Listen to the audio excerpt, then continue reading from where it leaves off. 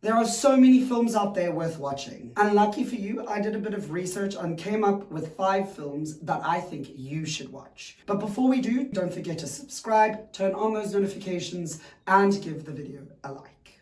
This little guy, hello, sorry. That's nice, eh? Nice background with the people there. We are here at, must I look? Yeah, just look straight into the lens.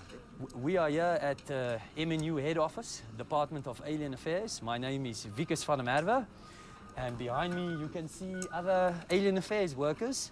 And what we do here at this department is we try to engage with the prawn on behalf of MNU and on behalf of humans. Who doesn't love sci-fi films? Especially when aliens are involved. Films like Alien vs. Predator, Life, and Prometheus. But District 9 is a masterpiece. A classic alien invasion sci-fi movie, but not in the usual places. This one is located in South Africa. Now, to everyone's surprise, the ship didn't come to a stop over Manhattan or Washington or Chicago, but instead coasted to a halt directly over the city of Johannesburg. Directed by Neil Blomkamp, whose most recent film was last year's Gran Turismo. Oh, God, I don't know how to... I told you, I don't know how to work these things. Shit, Jack, cut it off now! District 9 takes us into a world where aliens have invaded the planet and are hovering in a spaceship above the city of Johannesburg. However, these aliens are different. They came to Earth as refugees, humans finding them huddled up in a corner in their ship. With no food or power to help them survive, they were forced to relocate on the ground. The aliens have an interesting look, a mix between a lobster and a grasshopper, giving them the nickname prawns. An organization named Multinational United was tasked to look after the prawns and help them. However, they are not concerned about the well-beings of the aliens, but rather the weapons and technology that they came with. You see this? Look at this. Trent, look at this. There's weapons all over here. District 9 is told in documentary style and follows Wikus van der Merwe's life, who isn't the smartest person around. Gathering now. Don't shoot, man. You're gonna turn it into a war zone. What is that? Is it tear gas? Huh? Is that tear gas? No, it's cat food. It's cat food. I just distract them. And is being placed in charge of the security force. Their mission is to kick out the aliens, relocating them to a slum area which is known as District 9. However, one incident changed everything. Wikus was exposed to alien fluid during an interview, which infects him with a virus and slowly turns him into the aliens he has been tasked with getting rid of. But I don't trust it. You know, I don't trust anything that... You're right, Rick. Because you're right, eh? Wikus, being infected, starts to understand more about the alien species and how emotional they really are. They aren't there to harm anyone, they just need a safe place to be. Yeah, you sneaky fucking prawns, eh? What? What? An interesting fact about the film is that it is based on the apartheid that happened in South Africa, with many different themes being shown in the film. District 9 also shows us how the world treats refugees. A lot of life lessons in this film. However, the real reason why it's on this list, besides the fact that it's a brilliant film, is that Neil Blomkamp tweeted in February of 2021 that District 10 would be coming soon. So that's something we can look forward to. Taking the lead as Wikus is Shalto Copley, best known for his role as the King in Maleficent and in the A-Team. Joining him is David James, Vanessa Haywood, and Jason Cope. Just a few names of an awesome cast. Stay tuned for District 10. Why does he keep looking at me like that? Fuck off, man.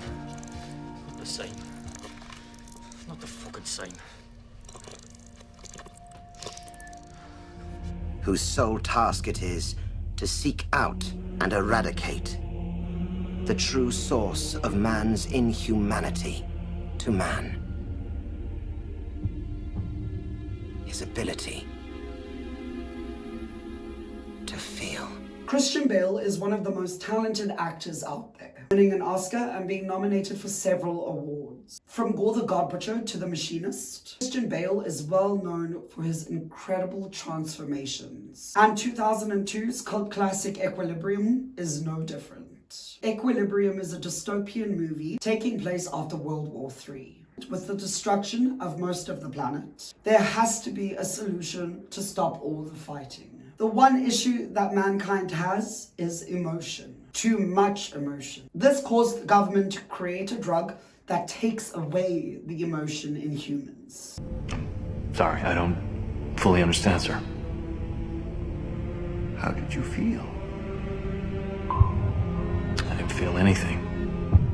Not only did it cancel out the bad stuff like anger, hate, and greed, but it also cancelled out the good stuff that makes us human, like love, compassion, and kindness. What is it you think we do? No. You've been with me, you've seen how it can be, the jealousy, the rage. A heavy cost. I pay it gladly. Not to mention all the stuff you enjoyed, like singing, dancing, acting, painting, anything creative was stripped from you and became illegal. Since you have no emotion, there is also no need for this stuff. Christian Bale's character is known as a cleric. They are in charge of maintaining order and are tasked with stopping sense offenders. Sense offenders are people that do not take the drug and want to go back to a world where emotion exists and is not stripped from you. But the first thing you learn about emotion is that it has its price. Complete paradox. But without restraint, without control, emotion is chaos. Equilibrium follows Christian Bale's character known as John Preston, who eventually stops taking the drug.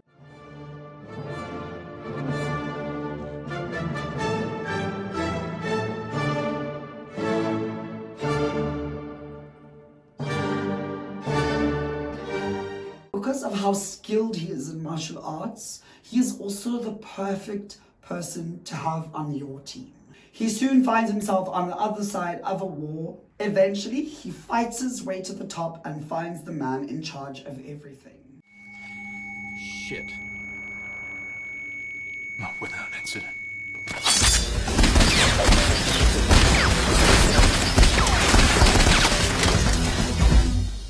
I'm coming. With Christian Bale as the lead, he really shows the emotion that John Preston goes through, going from emotion to emotionless. And Christian Bale is fantastic at portraying it. Besides Bale, there are some familiar faces in the film. This includes Taye Diggs, Sean Bean, Emily Watson, William Fechner, and Angus MacFadyen. Definitely worth a watch. But how is that different? The difference being is that when we want to feel, we can. And this is the story of how my town, Salem, lost its mind.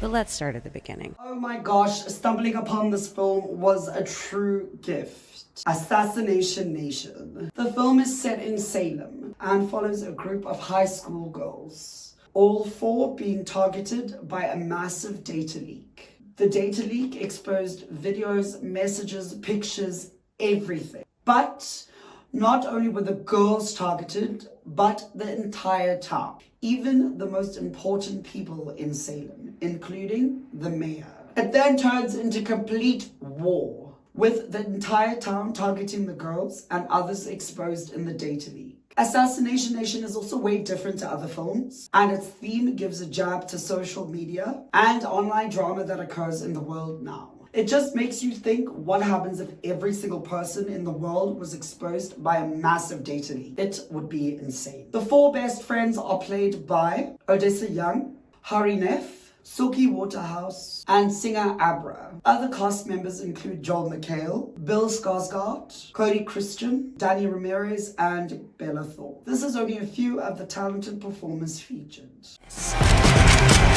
Don't take your hate out on me, I just got here. You may kill me, but you can't kill us all.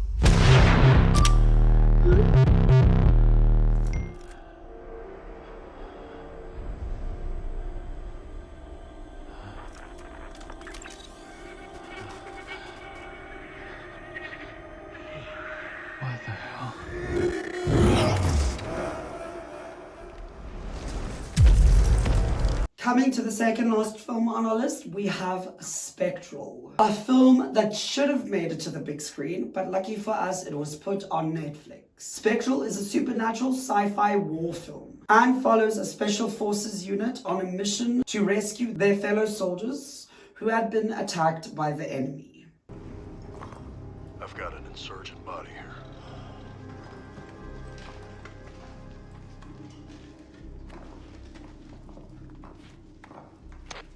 I got a opium from Utah team. Confirm KAA. However, during the rescue, a city that seems abandoned is soon crawling with invisible ghost-like creatures. The soldiers are unable to see what they are fighting. However, there is one thing that caught a shape once put on, and that would be the soldiers' goggles.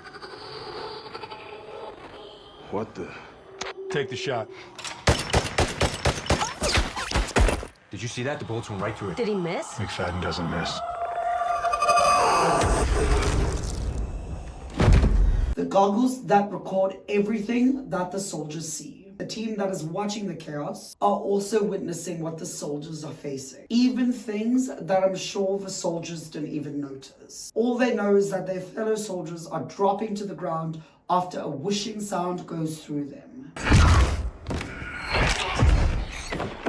The soldiers are also burnt on the outside and frozen on the inside. Not knowing what they are facing, they run to the scientist who not only created the goggles, but many other weapons used by the soldiers. Eventually, they do find out what they are, but I won't say anything, just in case you haven't watched the film.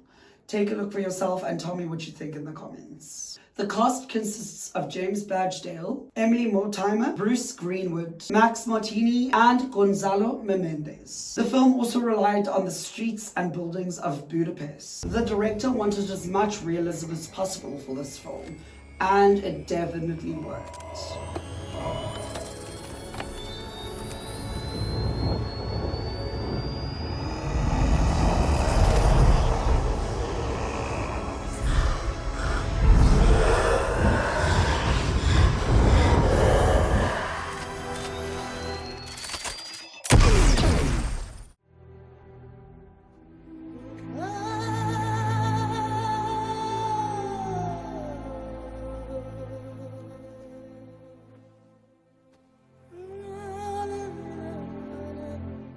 Okay, so it took me a while to try and figure out what number one would be on this list, and I finally found one. Something I watched 19 years ago.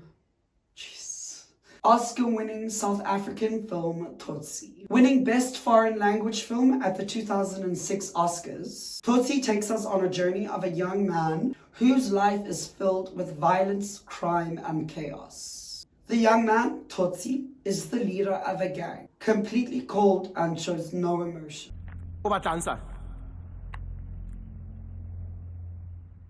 my child. Stand up. What?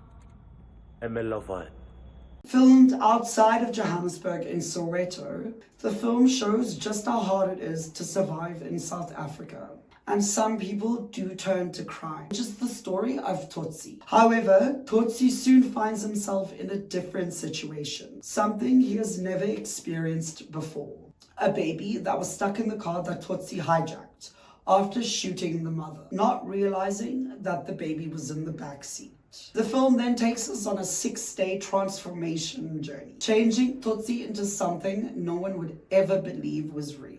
A baby was needed for this transformation, and it is incredible to see. Tsotsi managed to score 23 wins and 18 nominations. Besides the Oscar win, Tsotsi got a Golden Globe nomination, 2 nominations at the BAFTA Awards, and many more. This is by far the best film you should watch. The cast consists of Presley Chiwengaye as Tsotsi, Mathusi Magano as Boston, and Terry Feto as Miriam. Just a few names of a fantastic South African cast.